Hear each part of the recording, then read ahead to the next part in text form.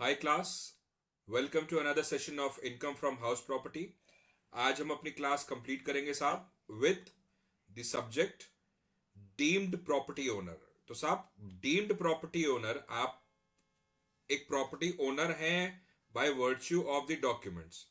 But कभी ऐसा होता है, केसेस ऐसे आते हैं जब आपको मान लिया जाता है कि आप उस प्रॉपर्टी के ओनर हैं।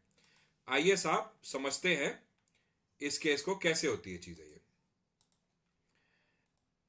तो डीम्ड ओनरशिप सेक्शन 27 आपको डीम्ड ओनरशिप के बारे में बताता है।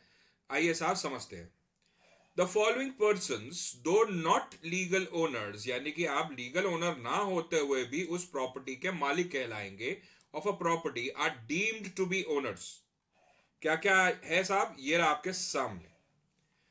Transfer of property to spouse.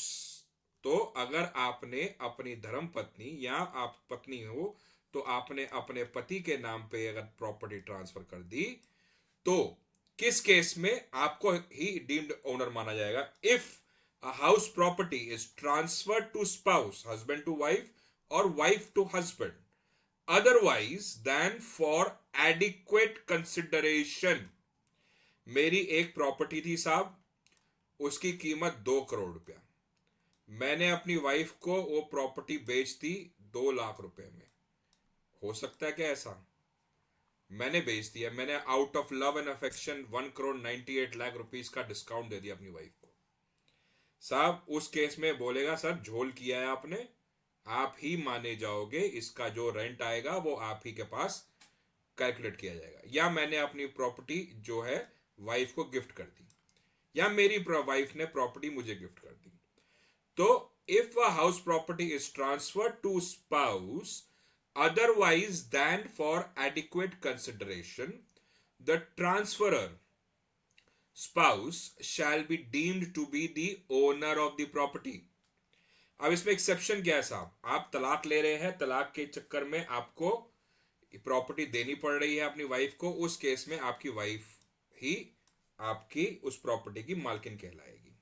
तो in case the transfer is in connection to live apart, then this section shall not be applicable.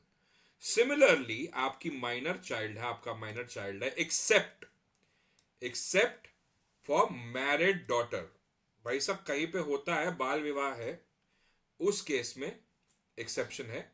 Similar to above, if the transfer is made to minor child, जो 18 साल से नीचे का बच्चा है, बेटा या बेटी, where the child, except where the child is a married daughter, the transferor shall be deemed to be the owner of the property. साहब आपने एक प्रॉपर्टी है, आपका बेटा है, वो 17 साल का है, आपने उससे ट्रांसफर कर दी प्रॉपर्टी, आपने 18 की वेट नहीं की, सर वो माइनर चल रहा है, आप ही की प्रॉपर्टी कहलाएगी वो।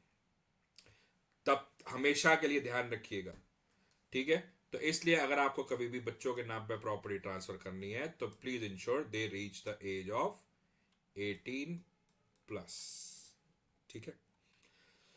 इन मतलब if a cash is given to minor child and from that sum of money a property is acquired, the deemed ownership provision shall not be applicable.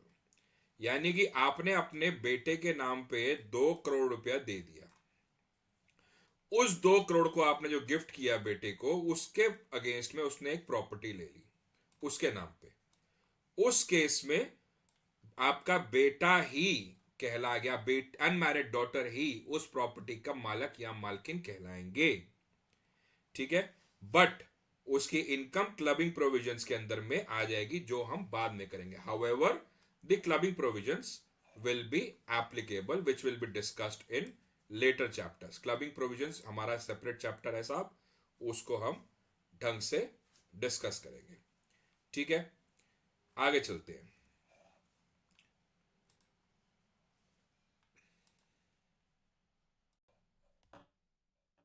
हाँ, नेक्स्ट है section holder of impartible estate, section 27(2). अभी तक हम 27(1) पढ़ रहे थे साहब। 27(2) क्या बोलता है? इम्पार्टेबल एस्टेट क्या होता है? Property which can not be legally divisible, मतलब कि एक प्रॉपर्टी है जिसकी हिस्सेदारी हम लीगली नहीं कर सकते, मार तोड़ के तो कर लेंगे बट लीगली इसकी हिस्सेदारी नहीं हो सकती, तो holder of impartable estate shall be deemed to be the owner of all property of that estate. मतलब जो इस प्रॉपर्टी का जो होल्डर है, जिसके पास ये प्रॉपर्टी है, वो ही इसका ओनर कहलाएगा। After the enactment of Hindu succession act 1956, Hindu succession act 1956 अब एक्ट है, उसके तहत जब ये इनैक्ट हुआ तो इस तरीके की जो प्रॉपर्टी थी, all such properties by custom gets assessed as HUF, Hindu undivided family के अंदर में इन सारी तरीके की प्रॉपर्टीज असेस की जाती है। Member of a cooperative society, यानी कि कोऑपरेटिव ग्रुप हाउसिंग सोसाइटी हो गई, कंपनी हो गई, जिस हिसाब से आपको सोसाइटीज होती है, कोऑपरेटिव सोसाइटीज होती है, उसके बारे में बता रहा है। When a building or part thereof is allotted to a member of a cooperative society under the house building scheme of society, company or association, either by way of lease or allotment, the allottee shall be deemed to be the owner of the property. तो साहब building या उसका part, यानी कि आपने एक flat लिया है कोऑपरेटिव सोसाइटी में, तो उस केस में क्या होता है, आप ही उसके मालिक कहलाएंगे। तो आपने कोऑपरेटिव हाउसिंग सोसाइटी के मेंबर बन गए, आप पहले मेंबर बनना पड़ता है, उसके बाद आप फ्लैट खरीदते हैं, फ्लैट के तहत आपको मेंबरशिप के तहत आपको फ्लैट के राइट्स मिलते हैं, भले ही वो आपने लीज होल्ड आपने प्रॉपर्टी खरीद रखी हो या फ्री होल्ड प्रॉपर्टी खरीद रखी हो, किसी भी तरीके की प्रॉपर्टी आपकी है कोऑपरेटिव सोसाइटी की मेंबरशिप के थ्रू से, तो वो आपकी इसमें फॉल करेगी।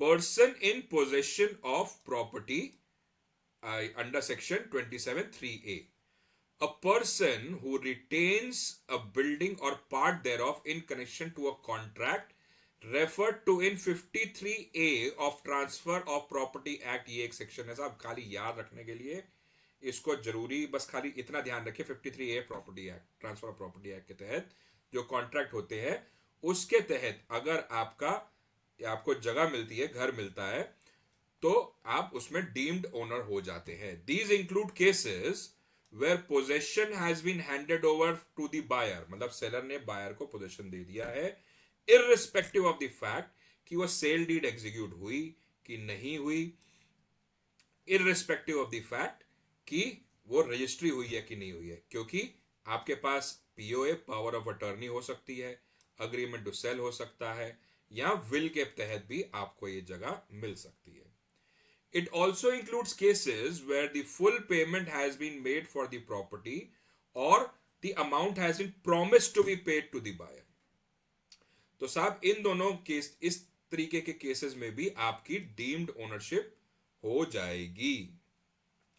Next 27(3)(b, person having right in a property for a period not less than 12 years, 12 साल से ऊपर की आपने लीज की अगर जगह ले ली है तो वो आपके ओनरशिप के अंदर में काउंट हो जाएगी।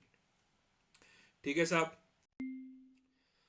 When a person acquires rights in a building or part thereof by virtue of 269 UAF section, ठीक है, एक्ट का, that is transfer by way of lease greater than 12 years, not less than 12 years, मतलब greater than 12 years, अगर आपने lease लिया है 12 साल से अधिक का, तो you shall be deemed to be the owner of the property or part thereof। इसमें एक्सेप्शन क्या है साहब, आपने मंथ ऑन मंथ लीज लिया है, हर महीने की पेमेंट, हर महीने का आपका नया लीज, या 1 साल से कम, क्योंकि भैया 12 साल से कम तो इसमें आएगा ही नहीं आएगा, तो इस केस के अंदर में आप इस सेक्शन से बच जाएंगे।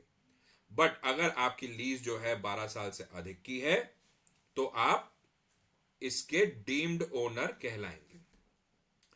तो साहब यहां तक हमने इनकम फ्रॉम हाउस प्रॉपर्टी समझ ली है साहब, ये हमारा कंप्लीट हो गया हुआ है। नेक्स्ट क्लास एक छोटा सा रिवीजन होगा, जैसे मैंने इनकम फ्रॉम सैलरीज को आपको कंप्यूटेशन दिखाई थी, वैसे ही मैं आपकी इनकम फ्रॉम हाउस प्रॉपर्टी का भी आपको एक कंपटीशन दिखाऊंगा।